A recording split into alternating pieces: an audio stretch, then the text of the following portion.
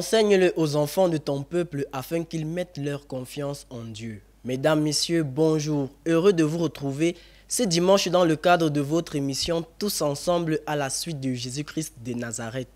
Comme vous le savez, il est difficile de comprendre et d'expliquer les Saintes Écritures. À cet effet, l'un des meilleurs spécialistes en exorcisme, le Père Landry Marie, donne de son temps pour vous aider. Je vous invite donc à vous installer confortablement et à prendre votre Bible et retrouvons-nous juste après cette courte respiration.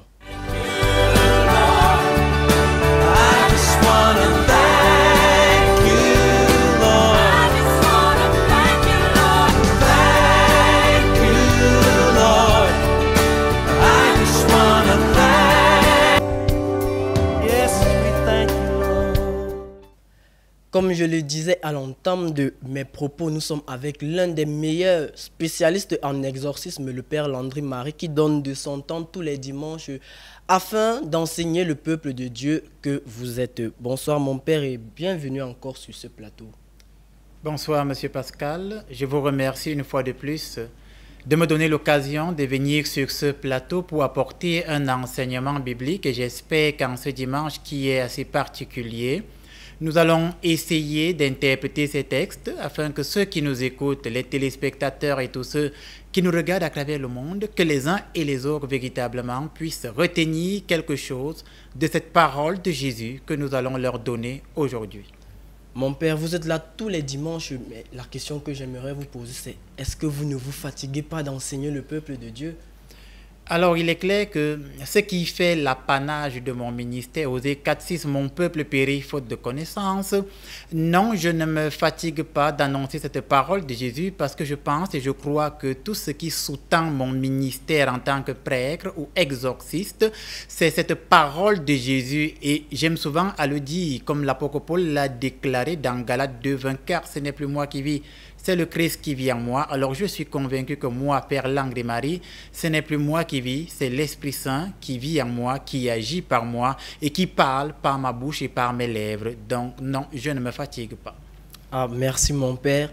Aujourd'hui, nous allons encore être à la suite de Jésus-Christ de Nazareth et le Père a bien voulu mettre un thème à notre disposition ce dimanche, s'en tenir à l'alliance avec Dieu.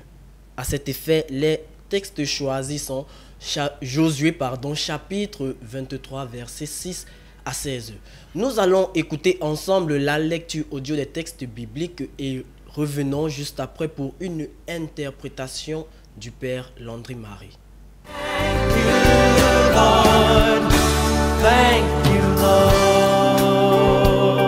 Ce qui est écrit dans le livre de la loi de Moïse, sans vous en détourner ni à droite ni à gauche.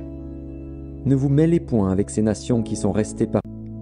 Appliquez-vous avec force à observer et à mettre en pratique tout ce qui est écrit dans le livre de la loi de Moïse, sans vous en détourner ni à droite ni à gauche. Ne vous mêlez point avec ces nations qui sont restées parmi vous.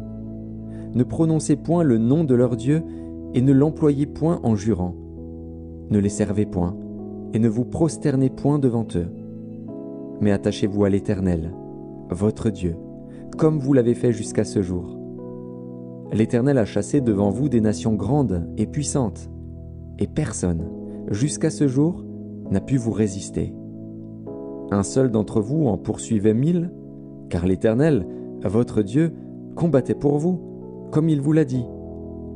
Veillez donc attentivement sur vos âmes, afin d'aimer l'Éternel, votre Dieu. Si vous vous détournez et que vous vous attachez au reste de ces nations qui sont demeurées parmi vous, si vous vous unissez avec elles par des mariages et si vous formez ensemble des relations, soyez certains que l'Éternel, votre Dieu, ne continuera pas à chasser ces nations devant vous. Mais elles seront pour vous un filet et un piège, un fouet dans vos côtés et des épines dans vos yeux, jusqu'à ce que vous ayez péri de dessus ce bon pays que l'Éternel, votre Dieu, vous a donné. Voici, je m'en vais maintenant par le chemin de toute la terre.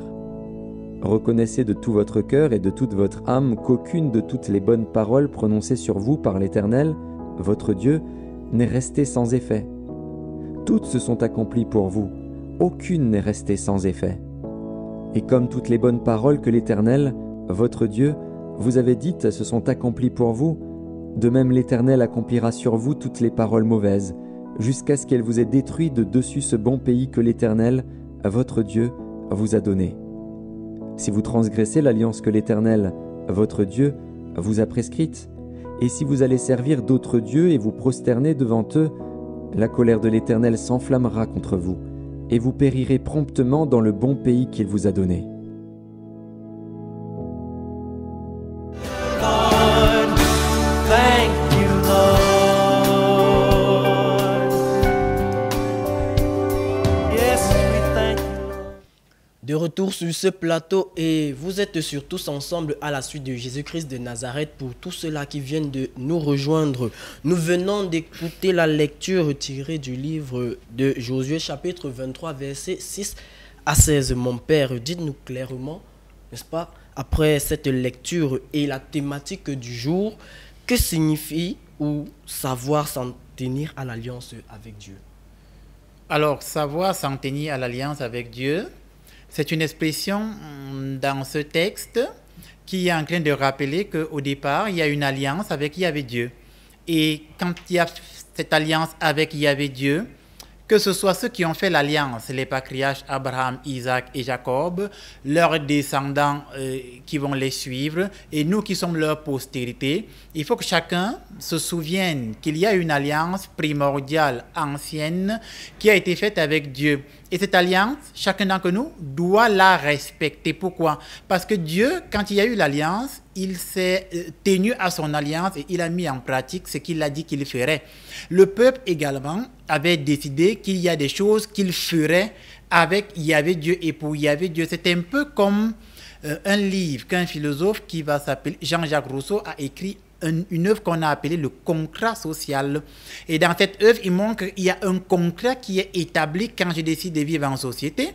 J'obéis aux normes et aux lois de la société et en même temps, la société m'octroie des droits et j'ai des devoirs envers la société. C'est la même chose, s'en tenir à l'alliance avec Dieu. J'ai des devoirs envers Dieu et Dieu également, il a comme une protection qu'il m'accorde. De prime abord, c'est ce que ça signifie. Mais je voudrais rappeler que quand on parle de s'en tenir à l'alliance avec Dieu, nous sommes là dans le livre de Josué, vous l'avez dit. Or, le livre de Josué est celui qui vient après le Pentateuque. Et le Pentateuque, c'est l'ensemble des 5 premiers livres de la Bible, notamment la Genèse, l'Exode, le Lévitique, les Nombres, le Deutéronome. Après va venir le livre de Josué, etc., etc. Et donc, dans notre extrait de texte, c'est Josué qui parle. C'est où je vais en venir. Et Josué, c'est des gens qui viennent notamment après Moïse, Josué. Donc, c'est des gens qui connaissent très bien la loi de Moïse, qui ont expérimenté cette loi de Moïse. Et nous sommes dans un extrait de texte où Josué est déjà âgé. Et comme il est âgé, il prend donc la parole et il s'adresse au peuple. Et on sait que du temps de Moïse, le peuple a eu des hauts et des bas avec Dieu. Malgré que Dieu a agi en leur faveur, il est arrivé que parfois le peuple a douté de la présence ou de l'action de Dieu. On se souvient ici de toutes les récriminations qu'ils avaient eu à faire dans le désert.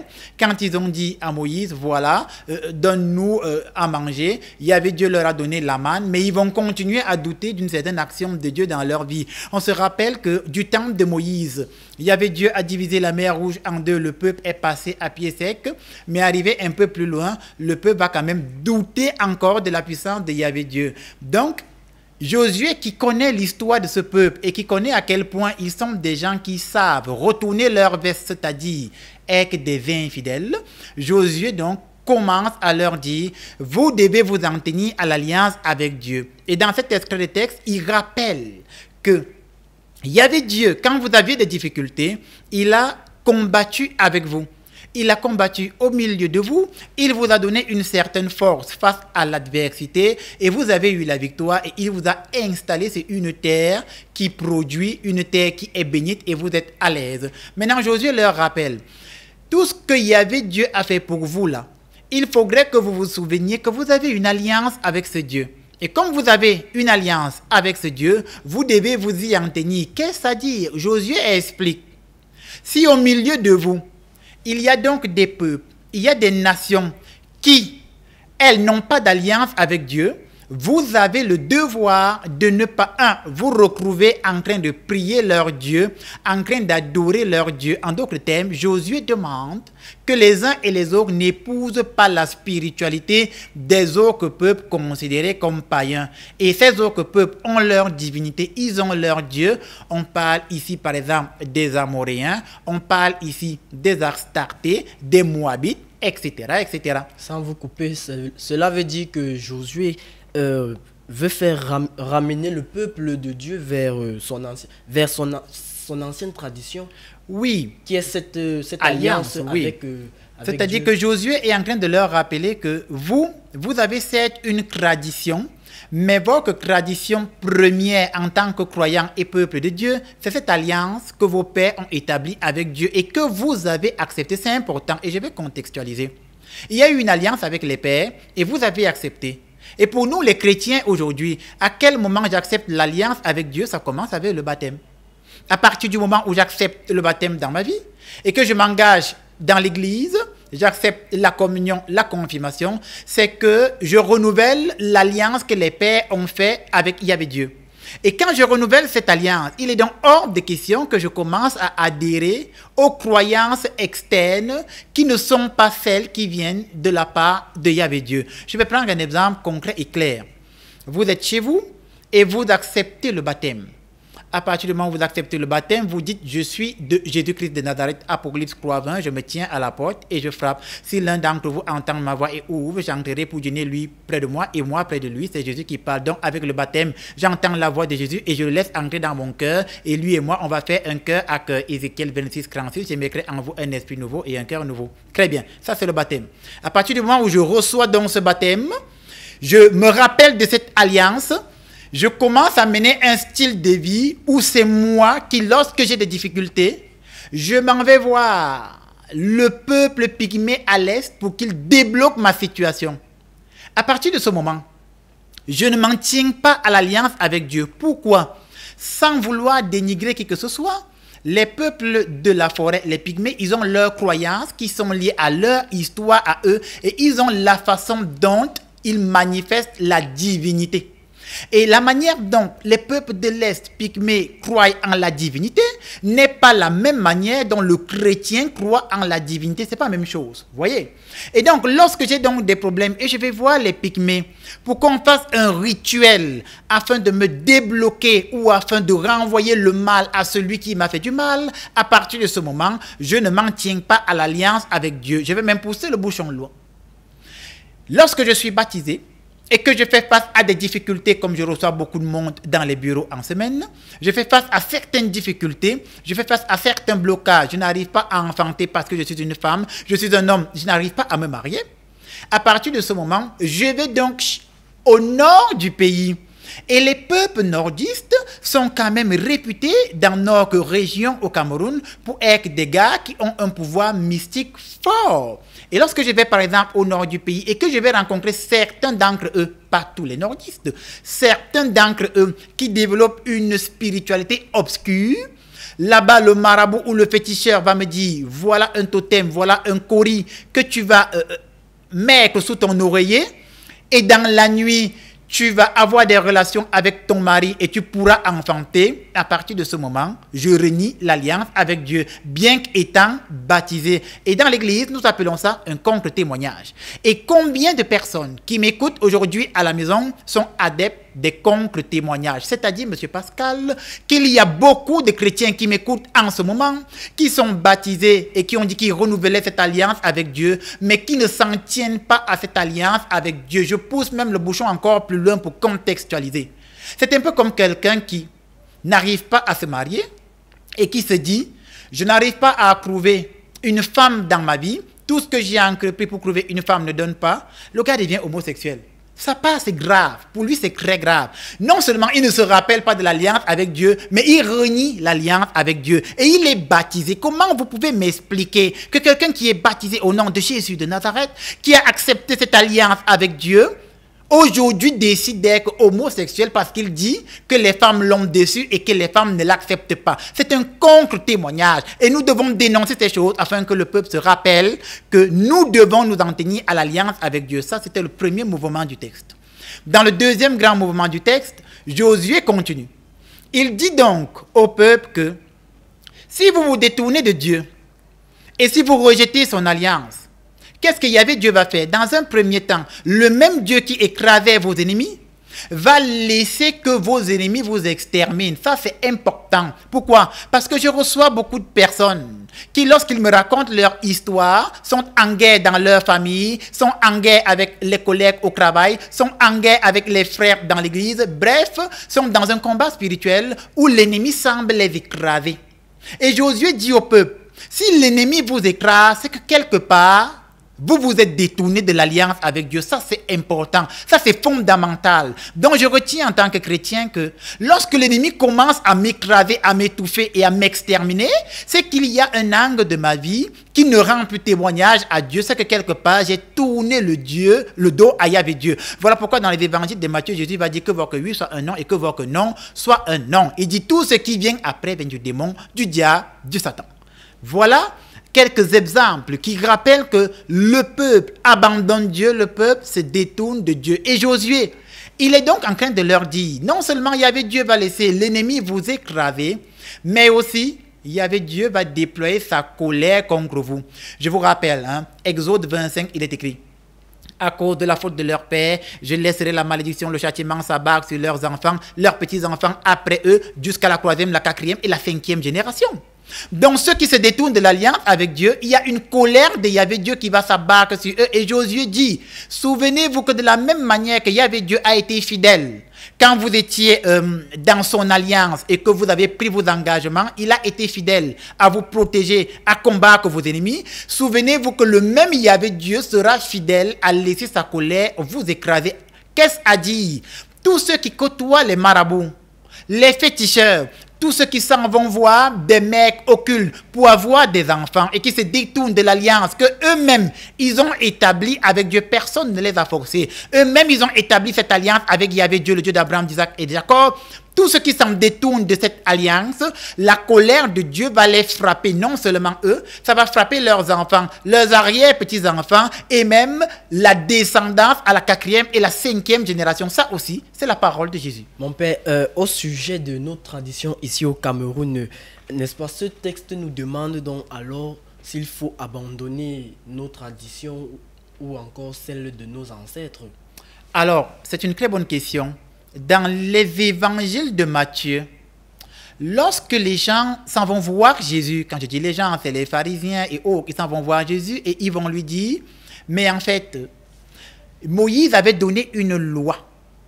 Et la manière dont tu agis, tu ne respectes pas cette loi qui obéit aux normes de notre tradition qui émanent de notre patriarche Moïse. Jésus va leur répondre avec une question. Il va leur dire, et vous? Au nom de qui prenez-vous vos traditions et vous les mettez en avant en vous détournant de la parole de Dieu? Je suis en train de paraphraser l'idéologie de Jésus dans les évangiles de Matthieu. Il va dire au peuple, vous vous détournez de Dieu au nom de vos traditions. Donc c'est de ça qu'il s'agit ici. Il s'agit de ne pas se détourner de Dieu au nom de la tradition. Maintenant, qu'est-ce que ça dit? Cela signifie que pour nous qui sommes au Cameroun, et si nous avons établi une alliance avec Dieu, nous devons être fidèles à cette alliance avec Dieu. Et cela implique donc que je vais poser un regard sur la tradition qui est épurée à la lumière de l'Évangile. Et je regarde dans la parole de Jésus, tout ce qui n'est pas en conformité avec la parole de Jésus qui vient de ma tradition, je le mets de côté. Je vais prendre un exemple plus concret et de façon plus claire pour que vous compreniez cette histoire. Il y a des aspects dans la tradition négatifs. Prenons un exemple, l'excision. Vous avez des peuples en Afrique, et à une époque au Cameroun, ça se fait encore dans certaines cultures, où on prenait une jeune fille et on lui faisait une excision. Et l'excision, je rappelle que c'est l'équivalent de la circoncision chez les hommes. Or, cette histoire d'excision dans la tradition de la jeune fille, dans une étude statistique anthropologique, et je rappelle que les anthropologues, quand ils font une enquête, ils font ce qu'on appelle l'enquête par immersion. Ça veut dire que les anthropologues vont sur le terrain et ils expérimentent. Les statistiques ont montré que la plupart des jeunes filles à qui on a fait des excisions avaient plus tard des problèmes d'enfantement. Voyez, Ça, c'est problématique quand même. Et à la lumière de l'évangile, je ne peux plus accepter l'excision de ma fille parce que j'ai une nouvelle alliance avec Dieu. Donc, il est question de rejeter dans nos traditions tout ce qui, à la lumière de l'évangile, n'est pas clair et de ne garder de la tradition que ce qui est en conformité avec la parole de Jésus-Christ de Nazareth. Et donc, Josué est donc en train de rappeler au peuple que rappelez-vous que de la même manière que Yahvé a été fidèle à vous protéger, à combattre vos ennemis, souvenez-vous qu'il sera fidèle à ce que son châtiment s'abatte sur vous, autant que vous allez vous détourner de son alliance que vous-même vous avez établie. Le problème donc revient à partir du moment où il faut faire un choix. Et dans le Deutéronome 35, il est clair. Yahvé Dieu dit, je mets devant toi la vie et la mort, le bonheur et le malheur, choisis. Et il dit, je te conseille la vie. Or, choisis la vie, c'est choisir cette parole de Jésus-Christ de Nazareth, car il va dire, moi je suis le pain de vie. Et s'il est le pain de vie, il nous transmet sa parole qui nous donne la vie. Il ne s'agit pas ici seulement de la vie humaine, mais de la vie divine. Il est donc question que chacun se remette en question et se pose la question, est-ce que j'ai fait un choix clair dans ma vie? Et est-ce que ce choix consiste à m'en tenir à l'alliance que j'ai acceptée avec Dieu? Et tous ceux qui m'écoutent à la maison, si vous n'êtes plus d'accord avec la parole de Jésus, c'est simple, ne vous baptisez pas. Parce que quand tu te baptises, tu confirmes l'alliance avec Dieu. Quand tu t'engages dans l'église, tu confirmes l'alliance avec Dieu. Et si tu ne veux plus être en alliance avec Dieu, alors ne te baptise pas, ne te confirme pas et n'accepte pas d'aller à l'église. Parce que si je vais à l'église, c'est que je confirme que j'ai une alliance avec Dieu. Et je ne peux pas confirmer que j'ai une alliance avec Dieu et continuer à côtoyer les féticheurs, les marabouts, les chiromanciens pour accoucher ou me marier. C'est un contre-témoignage. Et ce contre-témoignage aura des conséquences dans vos vies. Et donc, dans le livre de l'Exode, chapitre 14, verset 14, il y avait Dieu dit, je fais de vos combats mes combats. Mais il ne fait de vos combats ces combats que si vous vous en tenez à son alliance. C'est où je voudrais en venir. Et si vous ne vous en tenez pas à son alliance, Dieu ne peut pas combattre pour vous. Il ne peut pas faire de vos ennemis ses ennemis, ni de vos adversaires ses adversaires. Bien au contraire, il va laisser son châtiment s'abattre sur vous. Voilà ce que je pouvais partager comme parole de Jésus aujourd'hui avec le peuple. Et cette parole de Jésus est mon épée, elle est ma flamme. Et je prie que cette parole de Jésus devienne pour vous à la maison une épée, une flamme. Et que tous vous vous en teniez à cette alliance. Et qu'il y avait Dieu faisant de vos combats, ces combats, de vos ennemis, ces ennemis, qu'il vienne transformer toute situation d'adversité en situation d'avantage, afin que tous vos ennemis d'aujourd'hui soient vos admirateurs de demain. Mon père, avant de conclure cette partie, j'aimerais que vous synthétisez ou que vous donnez en 20 secondes une leçon à retenir par rapport à ce verset. Une leçon à retenir, elle est simple en 20 secondes. À partir du moment où je suis de Dieu et de Jésus de Nazareth, je suis fidèle à cette parole de Dieu et c'est par cette parole de Dieu que je suis sanctifié, que Dieu veille sur moi et que Dieu rend toutes choses impossibles possibles dans ma vie. Merci mon père pour ces explications qui nous ont vraiment enrichis aujourd'hui encore. Et mon père, nous ne cessons de vous dire chaque dimanche merci par la voix des téléspectateurs. Alors nous allons passer à la deuxième partie de notre émission qui est consacrée à la phase questions-réponses. Mais avant tout, je rappelle que si vous voulez suivre les activités du Père Landry Marie, c'est sur sa page Facebook ou encore sa chaîne YouTube. Si vous avez des problèmes et que vous souhaitez rencontrer le Père Landry Marie, c'est via le numéro qui s'affiche sur le bas de votre écran. Vous allez directement tomber sur sa ligne directe, car le Père Landry Marie reçoit tous les mardis et jeudis sur rendez-vous dans ses bureaux. Nous allons partir du côté de la régie pour prendre une respiration et revenir juste après pour la phase de questions-réponses. I just wanna thank you, Lord. Thank you, Lord. Yes. Nous sommes sur ce plateau pour la phase de questions-réponses. Mon père, nous allons directement enchaîner avec la première question. Bonjour mon père, je suis marié avec des enfants, mais mon père déteste ma femme et mes enfants. Et il n'aime pas les voir. Il cherche à nous séparer. Comment faire? Alors j'essaye de résumer la question. C'est un homme marié. Oui. Il a des enfants. Oui. Et son père n'aime pas sa femme et ses enfants. Il cherche à les séparer. D'accord. Alors, il y a 2 ou 3 cas de figure. Premier cas de figure, votre père fait la cour à votre femme. Quelque chose soit clair. Premier cas de figure, ça n'a rien de spirituel. C'est que votre père est un donjon, c'est un homme à femme.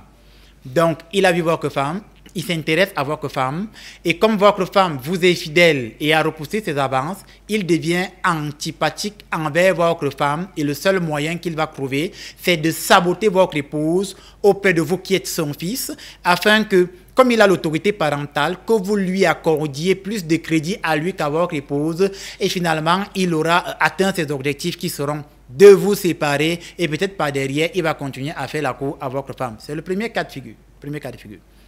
Deuxième cas de figure, c'est que votre père est un homme averti. Il y a un adage en langue africaine, Betty ici, qui dit que ce qu'un ancien voit assis, le jeune se lève, il ne voit pas. Donc, deuxième cas de figure, votre père est un homme mature et averti. Il a vu votre épouse. Et même comme il voit qu'il y a des enfants, il sent que le mariage là, ça ne va apporter rien de bon pour la famille entière. Et il est en train de chercher les voies et moyens pour vous faire comprendre que fais preuve de discernement, mon fils, et fais attention à cette femme. Parce que même si tu as déjà des enfants avec elle, elle peut te nuire. Troisième cas de figure, il y a ce qu'on appelle en psychanalyse l'incompatibilité d'humeur. J'explique. Il y a des gens, pour rien, vous ne vous entendez pas. Ça veut dire que il y a des gens avec qui votre sang ne colle pas. Pour rien. On appelle ça l'incompatibilité d'humeur. Ça veut dire que votre père et votre épouse sont juste en incompatibilité d'humeur. Ils n'ont rien l'un envers l'autre, mais c'est juste que quand ils sont en présence l'un à côté de l'autre, comme on dit au quartier, ça ne donne pas. Ça veut dire qu'ils ne s'entendent pas. Mais ce n'est pas pour autant qu'ils se détestent. Mais un élément a quand même attiré mon attention.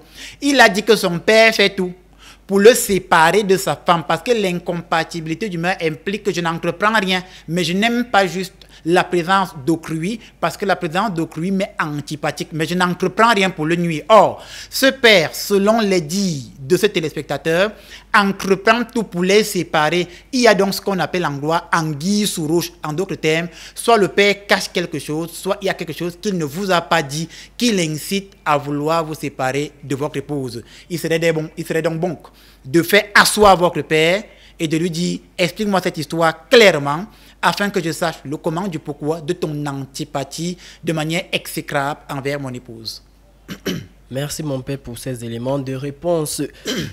Je souffre d'un mal d'articulation début d'arthrose et c'était tellement nouveau pour moi que je n'étais pas habitué aux douleurs. Il se trouve que je suis allé chez un guérisseur traditionnel qu'il m'a dit qu'il pouvait me guérir. Et depuis ce jour, je suis dérangé pour mon acte et je n'ai pas trouvé satisfaction malgré les dépenses. Maintenant, je me demande si ma naïveté peut être réparée. Je n'y suis allé que pour mon mal et rien d'autre. Et on m'avait fait comprendre que le coq en sacrifice pouvait aider dans mon traitement. C'est un internaute qui crée à l'aide où il attend des éléments de réponse. Très bien. Avant de donner des éléments de réponse, je pose une question rhétorique. Il avait l'arthrose. Il est parti voir ce qu'il a appelé un guérisseur traditionnel qui peut être l'équivalent d'un féticheur en fonction des contextes. Et il nous explique que on lui a dit, donc supposé être le guérisseur ou le féticheur, que le coq pouvait aider à ce problème. La problématique se pose à partir du moment, est-ce que le coq a guéri son arthrose? Voilà la question à se poser. Et je suis sûr que le coq n'a pas guéri son arthrose. La preuve, il nous écrit à cette émission d'évangélisation de Jésus. Ça veut dire que son problème n'a pas été résolu. On comprend qu'il n'y a aucun corollaire entre le coq et l'arthrose. C'est ce qu'il faut retenir. Tuer un coq ne guérit pas l'arthrose. Que les choses soient claires. J'ai l'arthrose, je vais à l'hôpital. Ça, c'est fondamental. On va me faire un diagnostic médical et me proposer un suivi médical qui peut aider à guérir. Moi, Père Landry-Marie, dans mon apostolat d'exorcisme, je n'ai jamais vu un coq guérir l'arthrose. Jamais.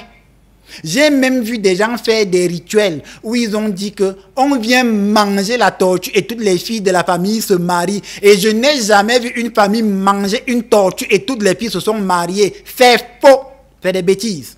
Et ce n'est pas en conformité avec la lumière évangélique. Maintenant, Ce que je dis, beaucoup peuvent ne pas être d'accord avec moi. Je vous annonce la parole de Jésus, Jean 17, 17. Sanctifie-les par ta parole, Seigneur, c'est la vérité. Et cette parole vous libère, Jean 8, 42, du péché. Et cette parole, vous la trouvez 1 Timothée 3, 15, l'église est colonne et appui de la vérité. Or, l'église ne se trompe jamais. Éphésiens 5, 25, l'église est une, sainte et sans tache. Que les choses soient claires. Très bien.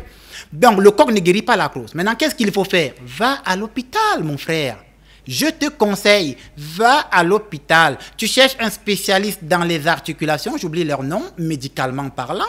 Il va faire un diagnostic médical et proposer un suivi médical. Si après avoir fait un suivi médical clair et net, avec tout ce qui va avec, tu ne guéris toujours pas, tu peux maintenant demander le support spirituel et on peut t'accompagner spirituellement pour demander à l'archange Raphaël, dont le nom signifie Dieu a guéri, de pouvoir accomplir un miracle et que cette arthrose s'en aille.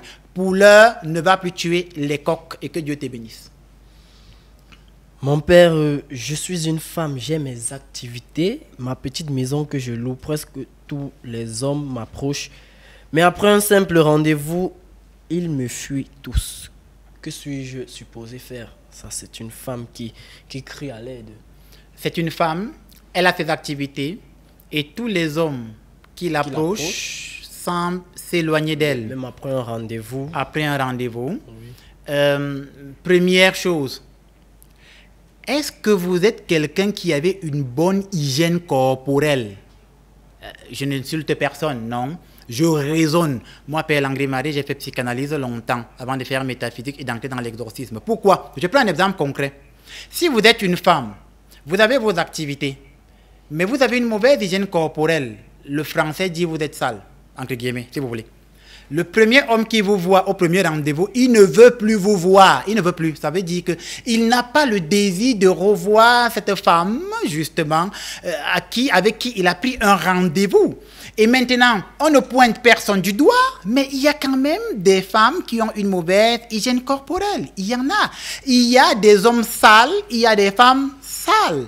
Et moi, Père Langré-Marie, j'ai rarement et difficilement vu une femme qui a une mauvaise hygiène corporelle plaire à ses prétendants. Sauf si elle les a tous envoûtés au préalable. Les Ivoiriens disent bassés. Sauf si elle les a bassés ou elle les a mis dans la bouteille. Première chose. Maintenant, si vous avez une bonne hygiène corporelle, est-ce que vous avez un bon caractère? Parce qu'au premier rendez-vous, si l'homme se rend compte que toi, tu parles plus que lui, vous êtes au premier rendez-vous. Imaginons le rendez-vous a duré 1 heure de temps. Et toi seul, le premier rendez-vous, tu as parlé 55 minutes. Toi seul.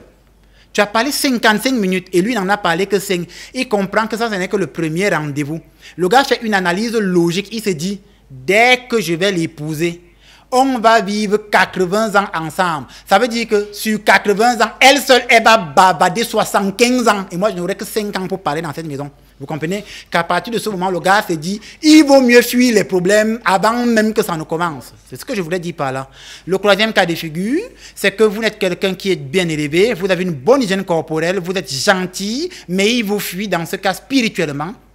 Il y a quelque chose qui ne va pas. À partir de ce moment, vous devez vous mettre en prière pour demander à Dieu de détruire et d'annuler tout ce qui spirituellement éloigne les hommes de vous. On le voit dans le livre de Tobie avec le démon Asmodée. Il a fallu que Raphaël Archange vienne chasser ce démon afin que la belle-fille Sarah puisse trouver un homme dans sa vie. Si c'est donc le cas, vous vous mettez en prière et en jeûne, vous demandez l'assistance d'un serviteur de Dieu. Il va vous assister dans un suivi et avec l'aide de Dieu, les choses iront. D'ici là, soyez bénis et que Dieu veille sur vous. L'éducation est la clé de la liberté, mais l'ignorance est la clé de l'esclavage. Le Père Landry-Marie, ou comme tout autre pasteur, est un enseignant aussi. Mon père, une dernière question, parce qu'il y en a. J'ai une urgence, ma fille est très agitée, bavarde quasiment, seule avec violence. Comment faire pour que vous puissiez intervenir? Alors, le frère dit qu'il a une urgence. Sa fille est très agitée, est bavarde seule, il demande mon intervention. Est-ce que vous êtes allé dans un service spécialisé? Ça veut dire quoi? Il y a des services qu'on appelle en médecine des services psychiatriques. Et les services psychiatriques, c'est pour ceux qui ont des troubles comportementaux. Et dans ces services, il y a des spécialistes qui vont regarder l'enfant qui est très agité, et vont poser un diagnostic et vont dire celle-ci est atteinte d'une névrose, ou alors elle est atteinte d'une psychose, ou alors elle a un trouble dissociatif de personnalité. Ils vont établir un diagnostic et penser une méthodologie déjà antidépressive pour la calmer, et ensuite une cure psychanalytique. Si vous n'avez pas fait ça, c'est la première étape. Ça ne sert à rien de venir me voir, parce que je ne suis pas psychiatre, ni psychologue avéré et assermenté. Maintenant, si vous avez fait ça et que vous avez des documents qui le prouvent, et vous l'avez fait sur une période relativement longue, et que le psychiatre a dit l'affaire s'il me dépasse, comme on dit vulgairement, vous prenez rendez-vous, vous venez à ma rencontre, on va parler. Et quand on va parler, on va voir si ce n'est pas une entité mystico-ténébreuse qui agite et trouble votre fille. Et si c'est le cas, une séance d'exorcisme s'imposant, nous ne manquerons pas de prier sur cet enfant et de commander à cet esprit ténébreux, malsain, démoniaque de s'éloigner. Parce que oui, il y a des cas de troubles psychiques qui sont des animations ténébreuses, mystiques et malsaines. En d'autres termes, il y a des gens qui ont ce genre de troubles parce que c'est un esprit ténébreux qui les nuit. À partir de ce moment, nous allons intervenir avec la grâce que Dieu nous donne, et certainement avec l'aide des anges et des archanges, nous pourrons exorciser ce mal, et nous pensons que au nom du Christ Jésus, notre Seigneur et notre Maître, l'enfant retrouvera son calme. Voilà ce que j'avais à dire à ce sujet.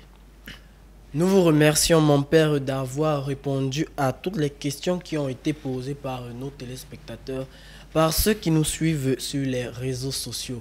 Fidèles téléspectateurs, nous allons ensuite passer à la dernière partie de notre émission. Celle-là, elle est consacrée à l'intercession. Avec l'approche des rentrées, le Père va prier pour vos enfants. Il va prier aussi pour vous, parents.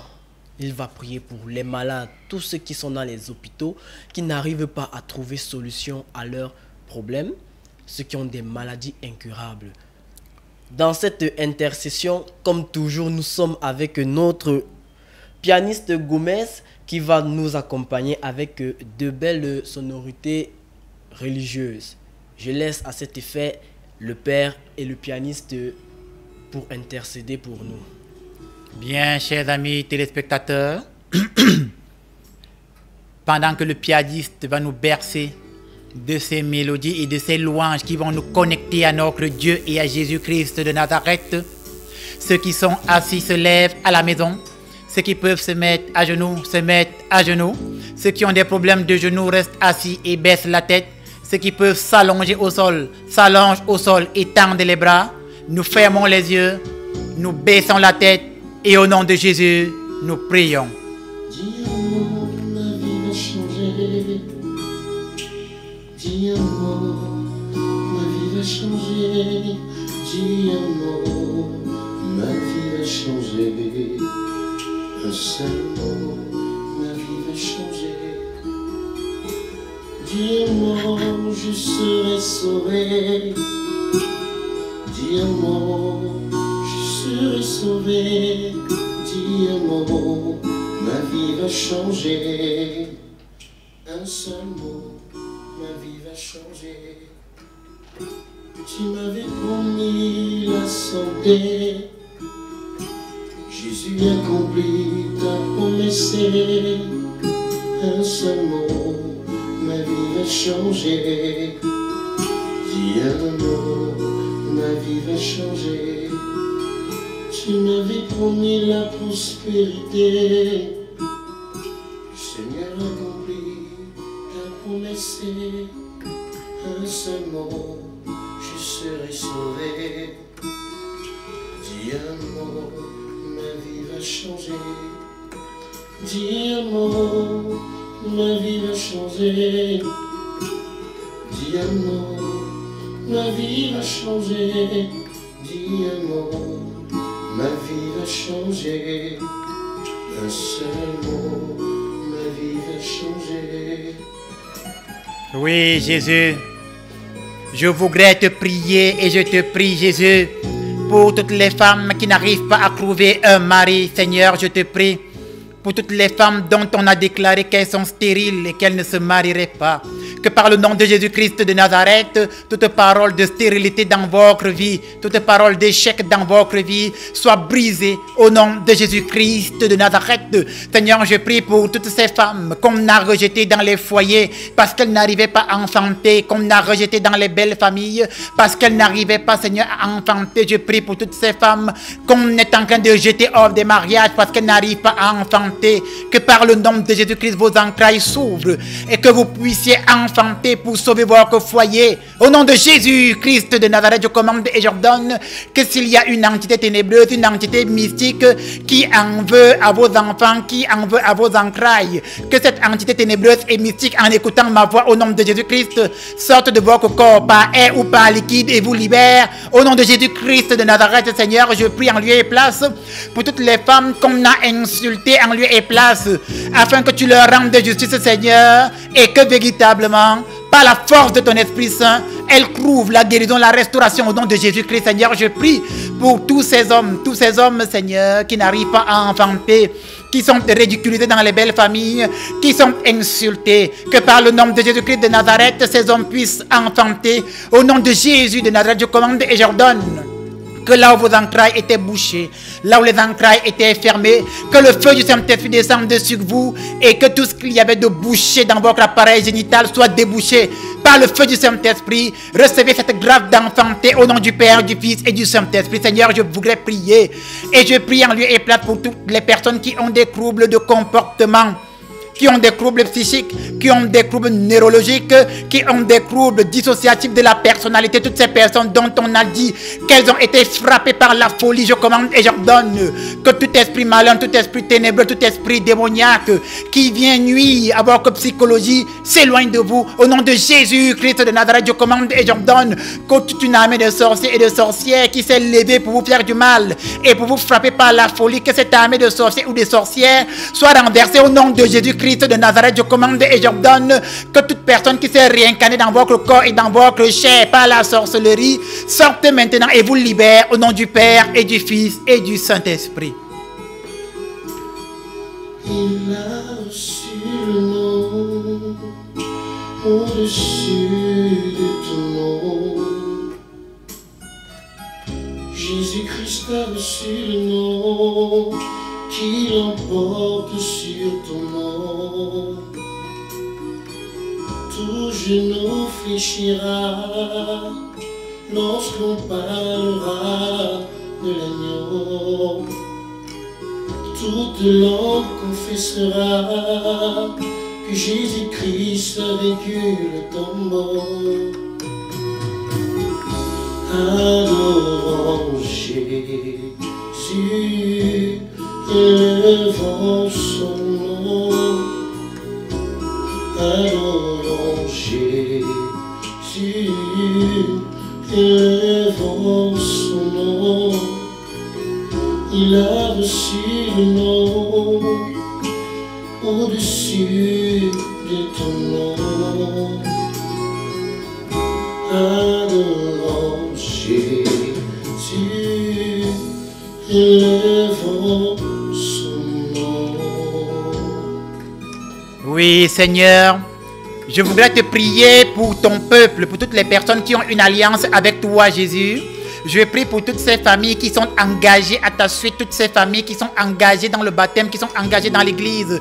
Seigneur, je prie afin qu'en lieu et place toute une armée de sorciers qui s'élève contre ton peuple, que cette armée de sorciers soit renversée. Au nom de Jésus-Christ de Nazareth, Seigneur, je prie pour toutes ces personnes qui sont fidèles à ta parole, qui sont fidèles à ta volonté, qui sont fidèles, Seigneur, à la prière, qui sont fidèles, Seigneur, à tes engagements, mais qui sont sous l'attaque des forces mystiques, des forces ténébreuses, qui sont sous l'attaque des forces malsaines, qui sont sous l'attaque des sorciers et des sorcières. Je commande et j'ordonne en lieu et place que toute une attaque de sorciers contre vous soit de nul et de sans effet au nom de Jésus-Christ de Nazareth. Seigneur, je prie pour toutes ces familles qui te sont fidèles et qui regardent ce programme. Je commande et j'ordonne que les repas de nuit auxquels vous avez participé, que vous les vomissiez au nom de Jésus-Christ de Nazareth. Seigneur, je prie pour toutes les personnes qu'on a commencé à initier dans la sorcellerie, qu'on vient prendre dans les rêves, on les amène dans le monde ténébreux, dans le monde astral, dans le monde ténébreux, dans le monde démoniaque, par le nom de Jésus-Christ. Toute une initiation initiation à la sorcellerie dans votre vie soit de nul et de sans effet. Au nom de Jésus-Christ de Nazareth, Seigneur, je prie pour toutes ces personnes qui ont signé des pactes démoniaques, des pactes sataniques avec les cercles ésotériques. Aujourd'hui, ils veulent en sortir et n'arrivent plus à en sortir. Je commande et j'ordonne que l'influence de ce pacte satanique et démoniaque soit brisée. Au nom de Jésus-Christ de Nazareth, Seigneur, je commande et j'ordonne que toutes les personnes qui ont des voiles mystiques, des voiles de sorcellerie qu'on a mis sur leur visage, que ce voile de sorcellerie soit brûlé par le feu du Saint-Esprit et que vous en soyez libres. Au nom de Jésus-Christ de Nazareth, Seigneur, je prie et je commande et j'ordonne que toute une armée de sorciers qui avait décidé que la fin d'année ne viendrait pas et que vous serez morts, que leur parole retourne sur eux et leurs enfants. Au nom de Jésus-Christ de Nazareth, Seigneur, je prie, je commande et j'ordonne en lieu et place que tout poison rapide et tout poison lent auquel le peuple a participé, que l'influence de ce poison rapide et lent soit stoppée au nom du Père, du Fils et du Saint-Esprit. Change mon histoire, Jésus, change mon histoire. Change mon histoire, Yahweh, change mon histoire. Ma vie tout entière est à toi. Jésus, change mon histoire. Ma vie tout entière est à toi. Jésus, change mon histoire. Quand je suis malade, Seigneur, viens me guérir. Quand je suis enchaîné, Yahweh, viens me délivrer. Contre moi on a parlé, Yahweh, viens me justifier. Ma vie tout entière est à toi. Yahweh, change mon histoire. Ma vie tout entière est à toi. Yahweh, change mon histoire. Quand je suis bloqué, Jésus, viens me délivrer. Quand je suis fatigué, Seigneur, viens me fortifier. Quand je suis couché, Jésus, viens me relever. Ma vie tout entière est à toi. Yahweh, change mon histoire. Ma vie tout entière est à toi. Change mon histoire. Oui, Seigneur. Je voudrais prier pour tous les élèves qui vont reprendre le chemin de l'école, tous ces enfants, Seigneur, qui vont repartir dans les écoles. Aujourd'hui, nous vivons dans une société, Jésus, où les écoles sont devenues des lieux dans lesquels on fait du mal aux enfants. Les écoles sont devenues des lieux dans lesquels on frappe même mystiquement les enfants dans la sorcellerie. Je commande et j'ordonne que tous ces jeunes qui vont reprendre le chemin de l'école, qu'ils soient sous la protection du Saint-Esprit. Au nom de Jésus-Christ de Nazareth, Seigneur, je prie pour tous ces étudiants qui vont reprendre le chemin des cours, que dans leur milieu estudiantin, ceux qui veulent leur faire du mal mystiquement ne puissent pas les atteindre. Au nom de Jésus-Christ de Nazareth, Seigneur, je prie, je commande et j'ordonne que tous ceux qui lancent des envoûtements, des ensorcellements contre nos enfants dans les écoles, que leurs envoûtements et leurs ensorcellements retournent sur eux. Au nom de Jésus-Christ de Nazareth, Seigneur, je commande et j'ordonne que s'il y a des enseignants qui veulent faire du mal à nos enfants, que le mal retombe sur eux. Au nom de Jésus-Christ de Nazareth, Seigneur, je prie pour tous ces enfants qui vont reprendre le chemin de l'école, que la protection de Michel Archange, de Gabriel Archange, de Raphaël Archange soit sur eux, et que les sorciers dans les écoles ne puissent pas toucher ces enfants. Au nom de Jésus-Christ de Nazareth, Seigneur, je prie pour toutes les personnes qui vont entreprendre un long voyage en ce veille de rentrée scolaire, que contre eux il n'y ait aucun accident de la route. Au nom de Jésus-Christ de Nazareth, Seigneur, je prie, et que même si on arrive à renverser le bus, que les enfants chrétiens soient protégés. Au nom de Jésus de Nazareth, Seigneur, je prie, afin que s'il y en a qui ont voulu sacrifier les enfants en ce début de rentrée scolaire, que leur sacrifice soit de nul et de sans effet. Au nom de Jésus-Christ de Nazareth, Seigneur, je commande et j'ordonne que toute programmation d'accident contre les enfants chrétiens retourne sur les maîtres qui l'ont programmé, leurs enfants et leurs petits-enfants. Au nom de Jésus de Nazareth, tout cela c'est à toi, Jésus, que nous l'avons demandé. Toi, Jésus, notre ami, toi, Jésus, notre frère, toi, Jésus, Dieu, aujourd'hui et à jamais, ainsi soit-il. Quand je suis malade, Seigneur, viens me guérir. Quand je suis envoûté, Seigneur, viens me délivrer. Nous sommes arrivés à la fin de ce programme. Nous remercions le Père Landry Marie d'avoir donné de son temps pour répondre à vos multiples problèmes, aussi pour nous aider à comprendre la parole de Dieu. Nous remercions notre pianiste Gomez qui est toujours là quand nous avons besoin de lui.